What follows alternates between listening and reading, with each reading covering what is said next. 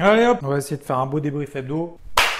Et c'est parti, nous revoilà, nous revoici, nous revoissoum. Nous sommes dimanche, c'est l'heure du débrief hebdo avec tous les rebondissements qu'on a eu cette semaine, des bas, des hauts, des bas. Alors est-ce que je change de casquette bleue? Quels nouveaux éléments est-ce que nous avons à notre disposition pour agir sur le marché? Est-ce que ce qu'on a eu cette semaine change la face du monde? Pump sur les cryptos, est-ce enfin l'éclaircie de la fin de l'année? Et tout ceci, oui, je me force pendant la Ryder Cup. On prolonge d'1 million de barils par jour en moins jusqu'au mois de décembre. Riyad l'a annoncé en plus des nouvelles réductions annoncées par l'OPEP+. Les cours du pétrole continuent sur leur lancée, 30% de hausse depuis le mois de juillet. Et on continue d'accumuler à l'achat les contrats à terme. 137 000 contrats de position nette acheteuse de plus. C'est donc un record à plus de 500 000 contrats à l'achat.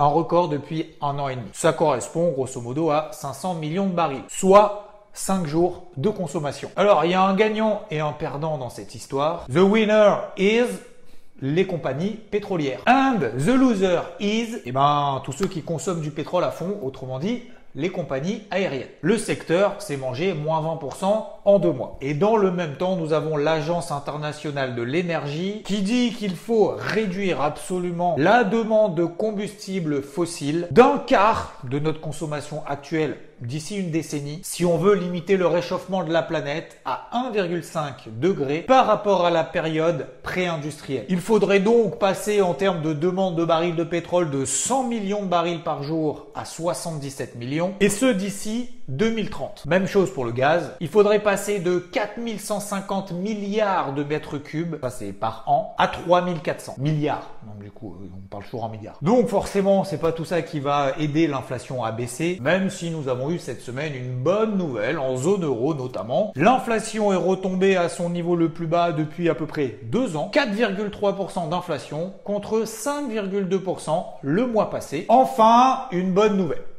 Par contre, la croissance continue à diminuer un peu plus que ce qu'on attendait. Troisième estimation du PIB aux États-Unis, ça a été publié cette semaine. 2,1%, ça se stabilise par rapport au trimestre précédent. On attendait une légère augmentation à 2,2%. Pas très grave, mais disons que c'est pas bon non plus. Mais le marché s'est dit plutôt, c'est pas grave. C'est un argument de plus pour que la Fed ne resserre pas ses boulons plus que ce qu'on attend déjà. Bad news is good news. Et on repart encore pour un shutdown potentiel aux États-Unis. On a l'impression qu'on nous fait le même cirque tous les 3 mois. Ce qui, ceci dit, d'ailleurs, n'est pas faux. Et cette fois-ci, c'est pas pour se mettre d'accord pour relever le plafond de la dette. Ça, c'était il y a quelques mois. Mais c'est pour se mettre d'accord sur un budget. Et vu que l'année fiscale aux États-Unis commence le 1er octobre, disons qu'il va falloir se bouger un petit peu, quoi. Sinon quoi? Sinon, les employés fédéraux se retrouveront au chômage technique. Alors ça va de l'absence de publication de stats économiques. Donc là, à la limite, c'est pas bien grave. Surtout si elles sont dégueu. Comme en Chine. Ah mais non, ils le font déjà. Okay. Aux aides alimentaires. Alors faut savoir qu'il y a quand même eu déjà 14 shutdowns aux États-Unis depuis 1980. Mais il faut savoir que le shutdown qu'on a eu potentiel, qu'on aurait pu avoir il y a quelques mois, est quand même beaucoup plus grave que celui qu'on pourrait avoir là. Parce que là, on parlait quand même de défaut de paiement des États-Unis, de faillite. Là, s'il y a shutdown, on va garder quand même les activités militaires, tout ce qui est soins médicaux, sécurité publique ou encore contrôle du trafic aérien. C'est vrai que ça ferait un petit peu désordre si on pouvait plus contrôler tout ce qu'il y a là-haut. Donc voilà, tout ce qui est essentiel, a priori, ne devrait pas être impacté. C'est pour ça que le marché finalement n'y prête pas non plus trop attention. Faut savoir quand même que ce shutdown, il peut durer combien de temps? Ça a déjà duré une journée. On a testé une journée de chômage technique, ça suffit largement. Ça peut durer quand même 1 mois.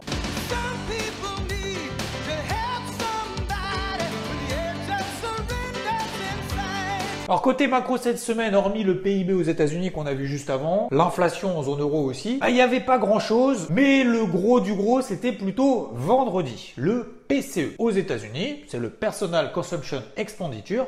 C'est quoi ce truc? C'est l'inflation aux États-Unis, en l'occurrence au mois d'août. Tu vas me dire, l'inflation du mois d'août, elle a été déjà publiée puisque c'était le CPI. Sauf que là, c'est pondéré en fonction des achats des consommateurs. Je donne un exemple. Le prix des Nike augmente trop. Donc du coup, tu vas dire, je vais moins les changer, je vais les garder plus longtemps. Ce qui permettra derrière de continuer à acheter une baguette de pain dont le prix n'augmente plus. Donc le CPI, lui, va mesurer que les prix des Nike ont augmenté, le prix de la baguette n'a pas augmenté. Il va mélanger tout ça et voilà. Mais le PCE, lui, va pondérer en fonction des achats parce que le comportement des consommateurs évolue en fonction de l'évolution des prix qui permet d'éviter de subir complètement l'inflation. Donc oui, effectivement, l'indice PCE est une donnée que la Réserve fédérale américaine surveille de près parce que, disons que c'est beaucoup plus représentatif de ce qui se passe au niveau de la consommation. Donc l'indice PCE, je disais, est ressorti légèrement meilleur que ce qu'on attendait, donc en dessous des attentes. On attendait plus 0,2%, il est ressorti à plus 0,1%. Bonne nouvelle,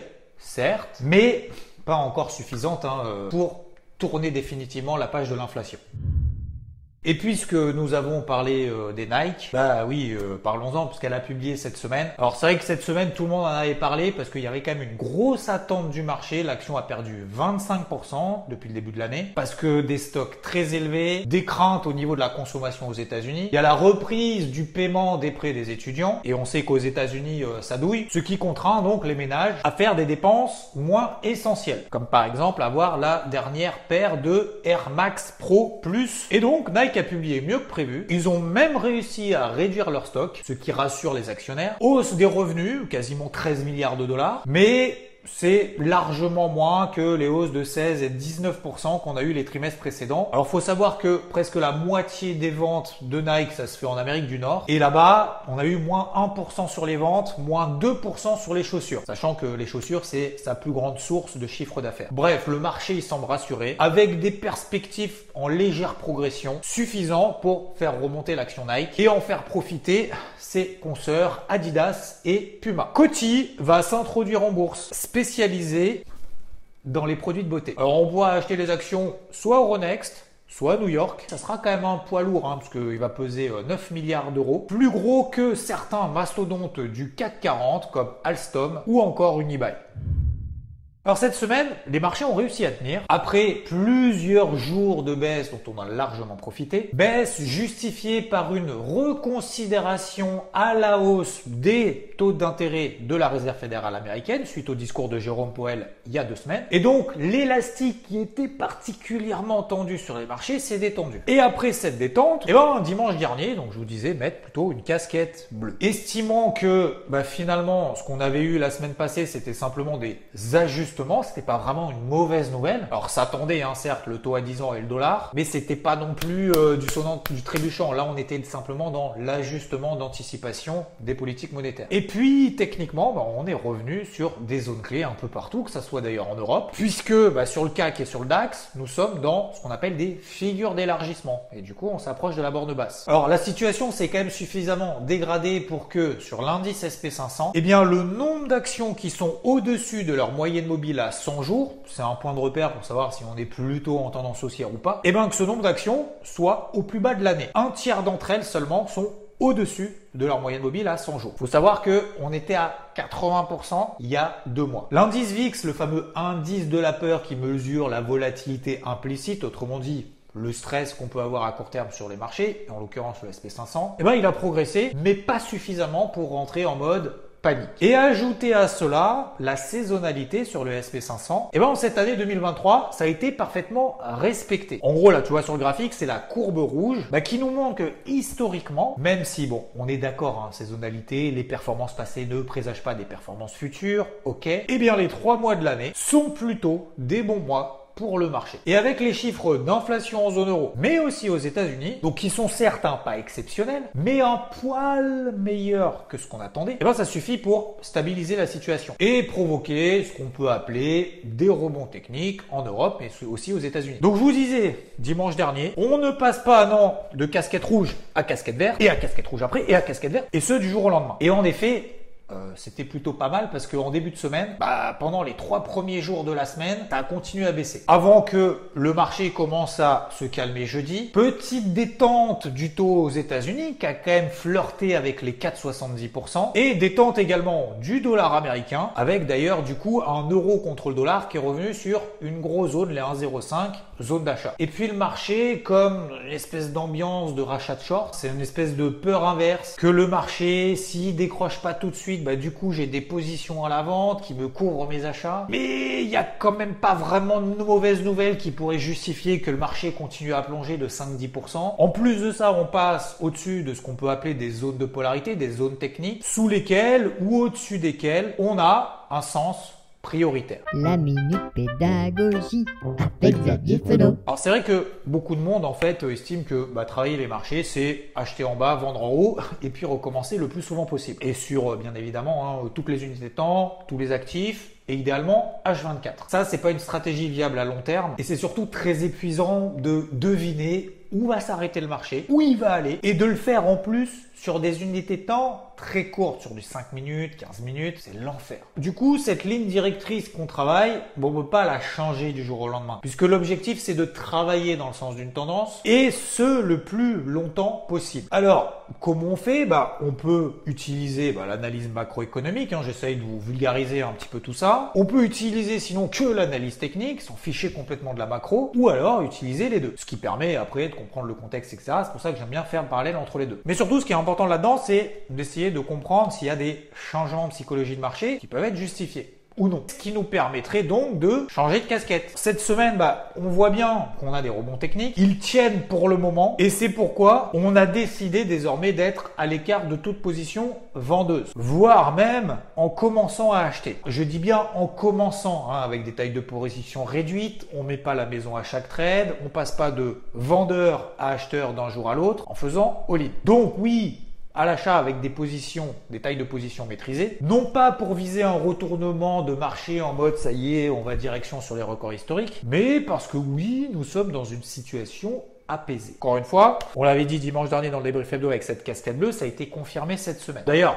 c'est peut-être que temporaire, mais on voit que ça tient d'un point de vue graphique et qu'il y a des relances assez violentes. Relances assez violentes en Europe au travers du CAC et du DAX, ou encore même par exemple sur l'Eurostoxx. Et aux États-Unis par exemple sur l'indice Nasdaq, on tient cette grosse zone daily des 14 500. Le SP500 est déjà revenu à 50% de retracement de toute la vague de hausse qu'il a connue depuis le mois de mars. C'est donc un niveau clé. Donc c'est pour ça que finalement, en début de semaine, me concernant, j'ai travaillé même d'ailleurs des indices un peu exotiques entre guillemets, l'indice FTSE en Angleterre, l'indice Nikkei au Japon à la vente, et puis en passant progressivement au-dessus des zones de polarité, donc qu'on définit en début de journée, on passe acheteur light sur le marché. Light parce que l'économie doit nous montrer qu'elle résiste malgré des taux d'intérêt qui vont encore rester élevés et pendant un moment, et il faut qu'on nous montre que l'inflation est en train de baisser plus rapidement que ce qu'on attend. Rodolphe a payé notamment l'indice DAX. Pourquoi il a commencé à payer l'indice allemand DAX après avoir été vendeur quand même pendant des semaines et des mois? Et est-ce que tu as, Rod, une petite idée pour la suite? Un grand bonjour tout le monde. Merci Xav. J'espère que vous passez toutes et tous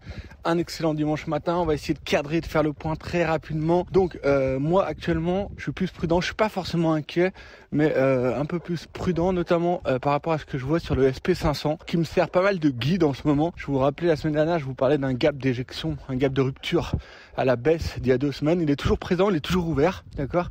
Et je vois pas trop en fait pourquoi ce SP500 se priverait finalement d'aller chercher, ou du moins d'aller tester sa moyenne mobile à 200 jours qui est de mémoire à 4200 points. Donc j'ai elle sous surveillance pour le SP500, mais tant que ce gap de rupture baissier d'il y a 2 semaines n'est pas comblé, tant ou du moins je vise plutôt une touchette de cette MM200 jours pour me prononcer un peu plus. Maintenant rapidement concernant le DAX, c'est clair, net, facile, précis. Déjà on voit très bien que certainement on a décalé de range, d'accord? On était dans un range 15 500, 16 500. Là on a plus l'impression d'avoir décalé un peu de range. Je dis un peu comme je le sens, 14 008, 15 008. Pourquoi 14 008? Tout simplement, vous vous rappelez, c'est le bas de range de 2 ans, 2020, 2021, d'accord, et 15008, 15009, parce qu'il y a quand même beaucoup d'éléments, beaucoup de convergences graphiques juste au-dessus de la tête. Voilà. Donc, tout ça pour dire, pour résumer, pour faire de manière succincte, constructive, bienveillante, rapide, si on remonte sur le DAX vers 15007, 15008, 15009, je retape dessus. Si on redescend à proximité des 15100, 15000, voire même 14008 en excès, j'essaye plutôt de me placer à l'achat. C'est ce qui s'est passé début de semaine. On a un DAX qui baisse, on a un DAX qui s'approche à quelques points, à une cinquantaine de points du bas, vous savez, notre fameux porte-voix journalier dans lequel il oscille depuis des semaines. Il s'est approché du bas, d'accord. On a eu une réaction dessus, des réactions courtes au départ, 2 englobantes haussières 5 minutes sur cette zone des 1550, que personnellement, c'est ce qui m'a fait revenir un peu sur le marché. Pour vous cadrer vos trucs, en bas on a 14008 en excès, 15100, et en haut on a 15008, 16000, d'accord. Moi je travaille plutôt dans ce range là, tout en ayant sous surveillance mon SP500.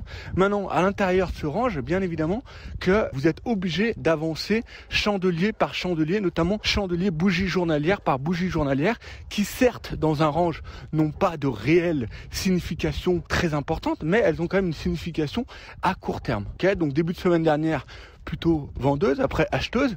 Jeudi soir, on termine une magnifique bougie journalière haussière sur le DAX avec une anglo-avalante, une englobante, une avalante avec un avalement haussier journalier sur le DAX, et donc qui indiquait clairement qu'on ne pouvait pas vendre.